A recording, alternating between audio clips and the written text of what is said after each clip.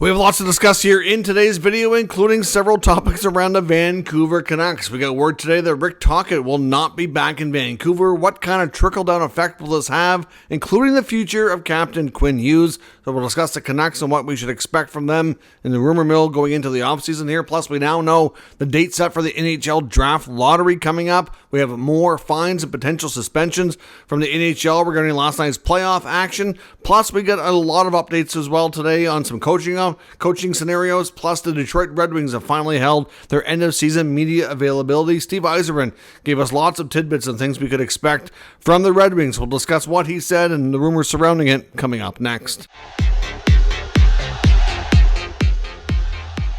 So welcome back to another video here at Top Shelf Hockey. As I mentioned, we have lots to discuss here in today's video. Let's first kick things off with the news that we now know when the NHL is going to hold its draft lottery, and that is going to be on May 5th. Normally, it's right around the beginning of the second round of the playoffs or the end of the first round thereabouts. So, of course, May 5th will be coming up here in the not-too-distant future. We're only a couple days away from May 1st, so not too far into the future. Several teams, including, your bottom teams in the league that have the best odds. You're looking at the Sharks, obviously the Blackhawks, the Predators, the Flyers, Bruins are all going to be, anxiously watching this to see how the lottery balls fall and who gets the first overall pick. So we'll have to wait for that. But we now know when we can expect that big news, and those teams will be watching very closely, I'm sure. We also got word today that longtime NHL player Valtteri Filppula has announced his retirement. Now, some of you may be thinking that he was already retired, but he actually wasn't. He played 22 years pro, including 16 in the NHL. Filppula has not played in the NHL in a few years, but he continued to play over in Europe. He went and signed in the Swiss League, played a few years there before heading back to Finland for one final season this past year. He's got over 1,000 games played, over 500 points, including winning the Stanley Cup with the Red Wings in 2008. So he had a real long, successful career. Filppula's nickname for a long time in the NHL was Filthy Mitts. Obviously had really good hands, great stick handler, and was really a big part of that Red Wings run there when they were very competitive in their in that 08 era when they won the Stanley Cup. And of course, as I mentioned, a couple more tidbits of information from the Department of NHL Player Safety. We got word on a couple items involving the Florida Panthers. Of course, the Panthers had Game 4 last night against the Tampa Bay Lightning, where they took a 3-1 series lead, but it wasn't without controversy, and it wasn't without some missed calls, in my opinion. Aaron Ekblad is facing suspension now, and what I don't get is the referee, one of the referees in this game, had a clear as day staring right at it and did not make a call, yet player safety is stepping in here. So Aaron Ekblad basically gives the forearm shiver, has a headshot on Brandon Hagel. Not only did he make contact up high on Hagel, but Hagel then hit his head on the ice as well. Brandon Hagel as well is injured. He will not be in action for the next game in the series. John Cooper confirmed that here today, that Hagel will indeed miss the next game. He didn't say why, but he said you all would know why. So clearly he went out into concussion protocol, did not return to that game, and he's going to be missing more. And we do know that injuries certainly do play a role here in player safety's decisions. So ultimately, Ekblad is having a phone hearing sometime today. We may get word on that tonight. It could come out tomorrow morning. We don't know yet. But I think he's going to miss at least one game for sure. It maybe goes to 2. I don't think it goes more than that. But yeah, Ekblad's definitely facing a suspension. And Niko Mikkola, another Panther defenseman, I thought maybe both might get suspended. But as many people suggested last night, the league's, as much as it really shouldn't be looked at this way, they're probably not going to want to suspend 2 Panther players at once. But really, should that really matter if they're both justified? Now, in the case of Mikkola, though, he was given a 5-minute major penalty as well. So, he already faced a stiffer penalty on the ice. At least it was called. It was called a major. He was ejected from the game. So there's that. A 5-minute major for boarding on Gergensons. That was completely unnecessary as well. He was fined $5,000. So because it was called and they felt that was a stiff enough penalty by adding a fine to it. So again, I feel like the Panthers basically play prison rule style hockey. I said it last night. I personally feel, after watching them the past couple of playoff runs and this year, they really are a dirty team. Now, I understand a lot of teams do things differently in the playoffs. You see a different style of game, which is fine. I'm all for the rough stuff, but I mean, really, there's lots of legal things you can do that are physically imposing to make it hard on your opponent. You don't need to do these extra things that are, against the rules and very, very dirty. Like, I don't know. I don't understand. I've seen some people talking as well about how Colin Campbell, who's of course executive with the league, and that his son Gregory Campbell's an assistant GM in Florida. Some people are calling favoritism. I'm not so sure about that. I'm not going to go there and say that that's the case, but I guess I can.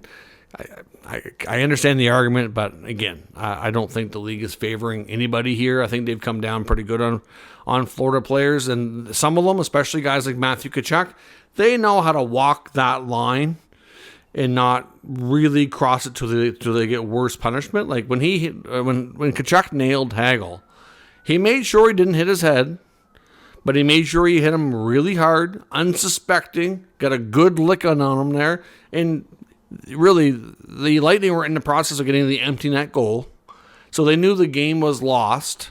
There wasn't a lot of time left in the game, and he's like, yeah, I'll take a 5-minute major penalty right now. You can kick me out. There's not much time left, and I don't care.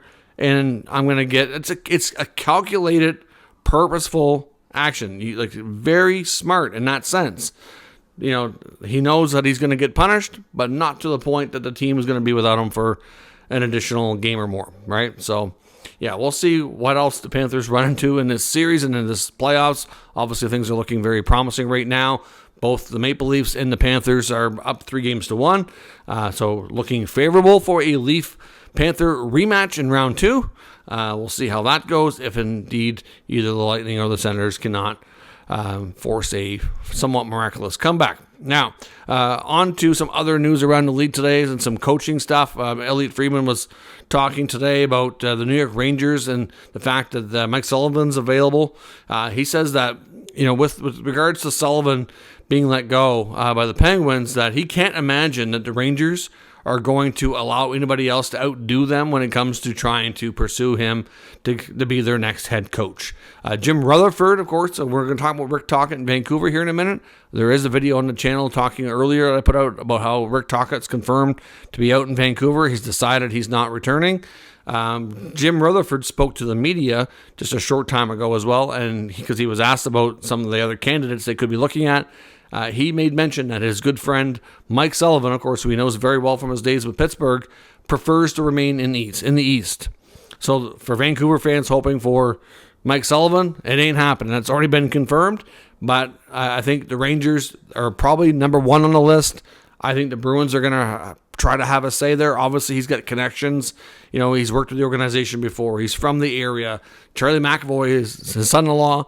There's lots of things that might drive him to Boston instead of New York, but it's going to be one of those teams for sure. And Chris Drury, before he ever hired Gerard Gallant, even back when he first became GM, was trying to get Sullivan and was waiting to see if there was any chance he was going to become available. They have worked together at the Four Nations tournament, and Drury is very, very high on Sullivan, so he's going to push hard. It's really, I think, going to boil down to what Sullivan wants.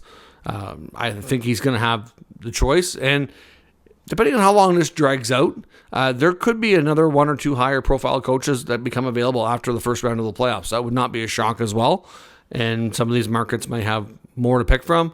So I don't know how quickly we're going to see teams make a decision, but Frank Saravalli, I know he said today he thought the Rangers would have their next coach lined up and announced within a week or so, and so he's obviously leaning towards Sullivan. Now, one thing we did learn as well from Elliott when it comes to Sullivan's departure from Pittsburgh, there is belief that Sullivan and Dubas did not see things the same way, and that when it came to what it was going to take to make this Penguins team more competitive and to having a chance to contend and be a playoff team again, that they had different points of view on what it was going to take and how long it was going to take and all that, and that's part of why it was, you combine that with 3 years out of the playoffs, and yes, he's legendary in many ways with that organization, but has also been, a downturn in success lately, so it's probably time for a change as well. He does have a couple more years of term on his contract, so if he decides, you know what, I don't want to coach right now, he can do that as well. He's going to get paid handsomely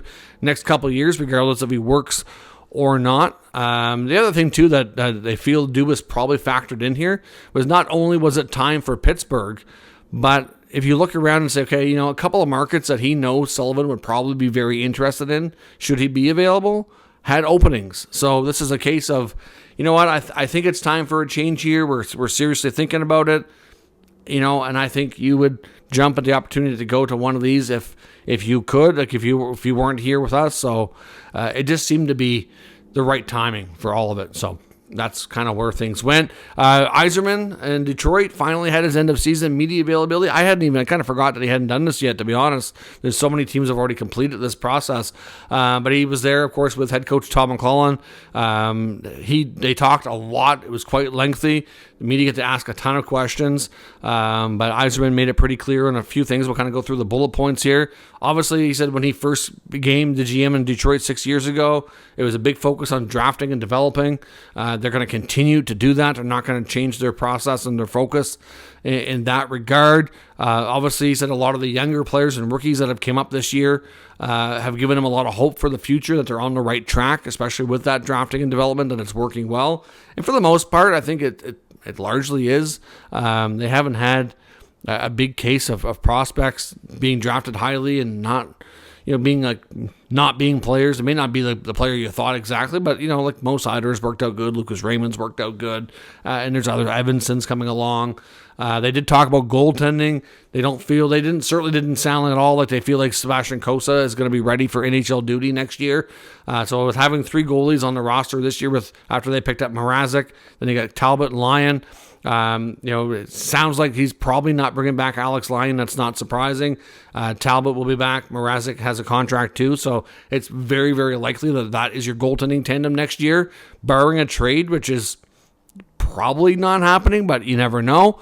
But he said Cossa didn't seem to be NHL ready. He thought he had a bit of a setback in his game towards the second half of the year. So don't expect him to make the jump next year on that front. Certainly, they were asked a lot about the trade deadline, the comments from Dylan Larkin, how they were kind of disappointed to not have additions made to the team to give them a better shot at getting into the playoffs. And, you know, it's hard to really criticize what he said in a sense, but we've heard other GMs kind of how the whole trades are hard. You know, that's a famous quote from Lou Lamoriello. But you see other teams doing them.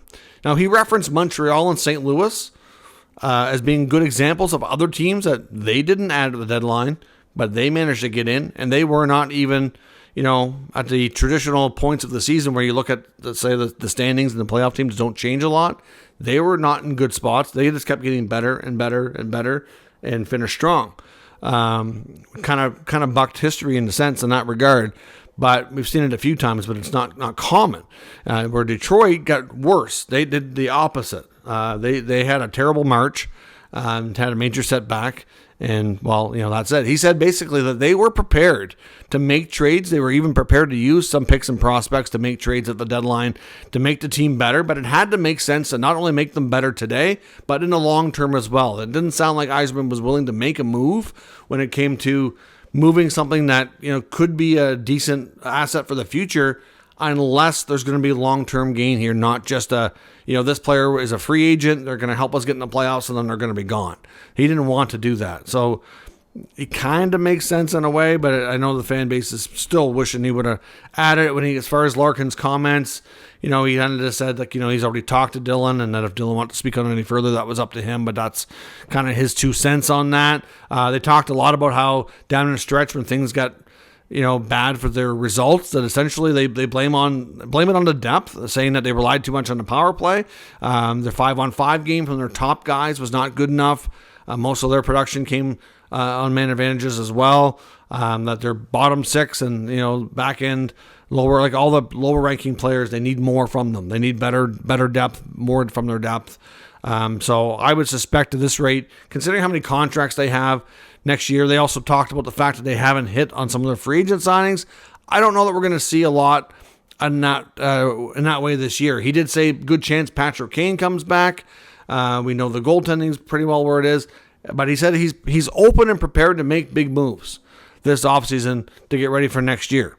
Now, what his version of that, I don't know. I would suspect definitely help on the blue line is a must. But he did say that it's I get the feeling it's going to be more in the trade market than the free agent market that you're going to see changes, just because they haven't had great success on the free agent market. Look at Andrew Kopp, JT Compher, Tarasenko. They're not aging well. I was asked about Jake Wallman. Did he have any regrets because he had to basically pay the Sharks to take him on, and then they managed to get a first rounder for him by the end of the year? And he's like, all he would say was that he had no regrets and wouldn't talk about it further.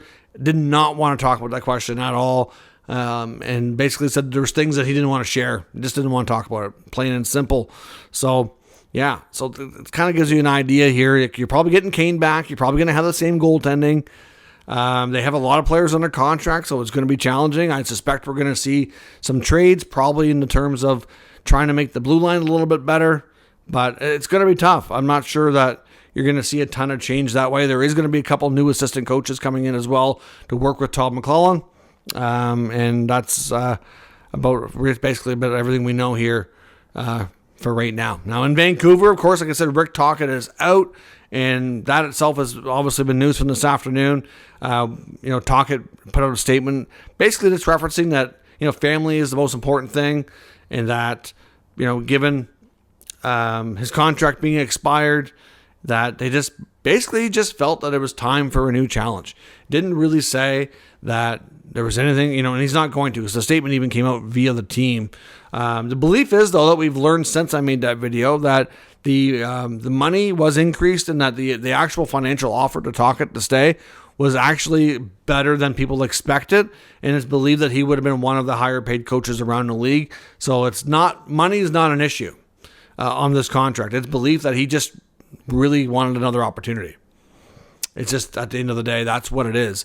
But I mean, take a look at what he's been through with this team, and it's hard to imagine that staying would be better. Unfortunately, I feel bad saying that for the Canuck fan base, but you look at the drama they went through this year. You had to trade JT Miller, so he's gone. Brock Besser, they've made basically they don't really see him as being valuable. So he's probably gone. 40 goal scorer. I mean, it wasn't 40 this year, but still proven goal scorer that's been, a drafted and developed player within the organization. Is Pettersson broken? Is he going to be traded? We don't know what's going on with Elias Pettersson. And, then there's Quinn Hughes. I mean, in the fact that we know that Rutherford let it slip, which was not shocking news to anybody, that he wants to play with his brothers. Is he going to potentially leave in a couple of years, or is he going to force a trade sooner? We don't know. If I'm Rick Tocchet and I see all these other teams with openings, and I'm a free agent coach, basically, and I'm like, yeah, we've been through a really tough year. We had a lot of drama. Miller's gone. Besser's gone. Quinn might be leaving. I don't know what's going on with Elias Pettersson. There's no practice facility. Great money, but am I going to be happy? And we're going to have a good chance to win. Is this team going in the right direction? And unfortunately, some of those boxes were not checked, and he's on to other pastures. It's believed he's going to have a couple other opportunities, whether it be Philly or Seattle. Other teams are going to talk to him too, there's no doubt. So the big thing, though, is what does this mean for the rest of the team? The big thing is making Quinn Hughes believe that he should stay. They have a 2-year window before he's a free agent, which means a 1-year window before he can do an extension. And if he doesn't want to do an extension, is he going to be in the same boat Matthew Tkachuk was in, basically? And basically say, I'm not going to re-sign. I really want to go play with my brothers. And are they going to be able to try to bring out a trade? Quinn Hughes is not leaving Vancouver today or for next season. I'd be shocked if they traded him, unless they get ahead of it with a massive deal you couldn't refuse. This seems unlikely, but the future of Quinn Hughes, I think, could be very much impacted by today's events. Like I said, look at where this team is going. They were a division champion who was not far off from winning round 2 of the playoffs last year. And in a year's time, look what's happened to this team. If you're Quinn Hughes, do you feel how are you going to feel about this team? It's hard to imagine that you're going, yeah, I believe that we're in a good spot. We're going to be able to win. You know what I mean? I'm going to commit here for another bunch of years rather than possibly have fun playing with my brothers. It's hard to wrap your head around. I'm not saying for sure it's going to happen, but Rutherford Dalveen have their work cut out for them. There's no doubt. Like, the Elias Pettersson situation is going to play a big role in this as well. Are they trading him? Can they fix him so that he's back to being a 100-point performer? There's a lot of variables here, and it's going to be really interesting to see what happens. But to me, this Rick Tocchet not returning is going to be a trickle-down effect, and it's unfortunate, but you're going to hear, as much as I'm sure Canucks fans don't want to, the Quinn Hughes rumors are probably going to dominate and the headlines around the team now, whether or not he's going to stay for an extended time, and it's going to be stressful. Like I said, they're lucky they got him. He should have never fallen to them in the draft if other teams really did their homework properly. And they're so fortunate to have, one of the top, if not the top defenseman in the game. Team MVP, logs all those minutes. With no Quinn Hughes, this team's in serious trouble. They're a lottery team. Really. So, look at where they were this year with Quinn Hughes. Especially if Pettersson doesn't get himself back to being a 100-point performer again, it could be a serious, serious thing. So, yeah, unfortunately, the announcement of a coach not returning has now stemmed the conversation of we're on Quinn Hughes' watch. And, it's going to be a very interesting time in Vancouver. We'll see what's next as far as the new head coach goes. We know Manny Malhotra will definitely be in the mix, according to Jim Rutherford. He says it's going to be a short list, so I don't expect him to interview too many people. But there's certainly lots of qualified coaches looking for work, so we'll see where things go on that front. I think Malhotra might have the edge personally, but we'll see where things happen. Let me know your thoughts and all of today's news and rumors in the comments. We'll discuss further. If you're new to the channel, make sure you subscribe and stick around. We'll keep you up to date with all the news, rumors, and analysis of all 32 NHL teams. Thanks for watching. I'll catch you next time.